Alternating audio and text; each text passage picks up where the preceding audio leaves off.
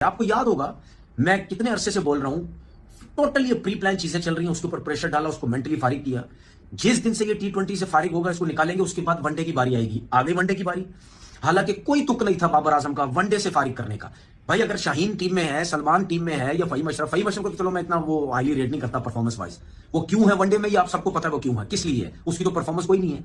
अगर सलमान को और शाहीन ने अगर चले टीम में रखा भी है तो मुझे एक चीज समझ आती है कि यार इनको T20 की परफॉर्मेंस से नहीं देखा गया, ठीक है ना, ये वनडे में। हालांकि सलमान का हम बार बार कहते हैं यार वनडे और टेस्ट में अच्छा परफॉर्मर है, T20 में आपने क्यों उसको रखा। तो उस हिसाब से देखा जाए तो शाहीन को ठीक रखा उन्होंने, कोई बात नहीं, T20 में मार खाई, परफॉर्मेंस नहीं तो, लेकिन डिफरेंट फॉर्मेट है, इसी तरह सलमान है।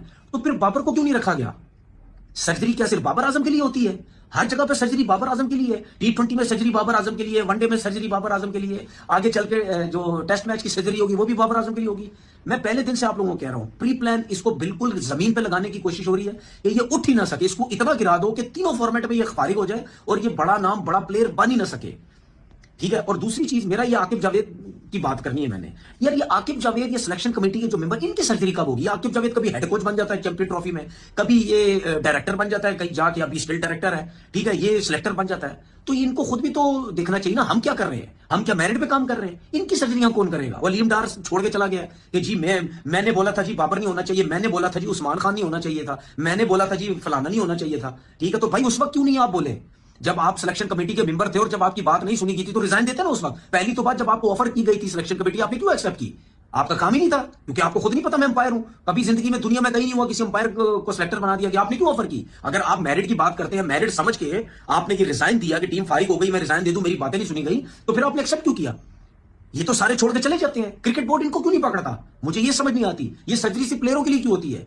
आपका कोच वहीं बैठा हुआ है, आपका T20 का कप्तान जिसकी वजह से टीम हारी, वो वनडे की टीम में भी आ गया, ठीक है। और जो आपका सिलेक्टर है आकिब जावेद, जो डायरेक्टर भी है, सिलेक्टर भी, वो वहीं बैठा हुआ है। इनको कोई नहीं हटाता, क्यों, इनको क्यों नहीं कोई पूछता, क्यों ऊपर के लोग, चेयरमैन इन लोगों के साथ है, इस वजह से इनको कोई नहीं पूछता। मतलब अगर चेयरमैन है तो चेयरमैन को सबको देखना चाहिए ना यार, ये अभी की बात नहीं है, ये हमेशा से यही होता हुआ है, सारा मलबा प्लेयरों पे गिराया जाता है। तो फिर जो हेड है क्रिकेट बोर्ड का, उसको भी तो देखना यार, ये सिलेक्टर को क्यों फारिग ना करें, ये डायरेक्टर जो बना हुआ है, सिलेक्टर भी बना हुआ है, इसको क्यों ना फारिग करें। मतलब मुझे पता था ये सब कुछ होना है। अब पूरी कोशिश होगी कि इसको किसी तरीके से टीम में वापस ही ना लाया जाए। अब आप देख लेना, इनकी बातें सुन लेना, ये बोलेंगे जी हल्का टूर्नामेंट, हल्की टीम है बांग्लादेश, ये आगे देखेंगे, ये इसके साथ अब यही करेंगे, इतना मेंटली उसको डिस्टर्ब कर देंगे, इतना वीक और कर देंगे, उसको ये फील होने लग जाएगा कि यार पता नहीं मैं वनडे में भी आऊंगा, पता नहीं अब मैं टेस्ट में भी आता हूं नहीं आता, और उसको गिरा देंगे। हालांकि उसको बाहर करने के कोई बनता ही नहीं है।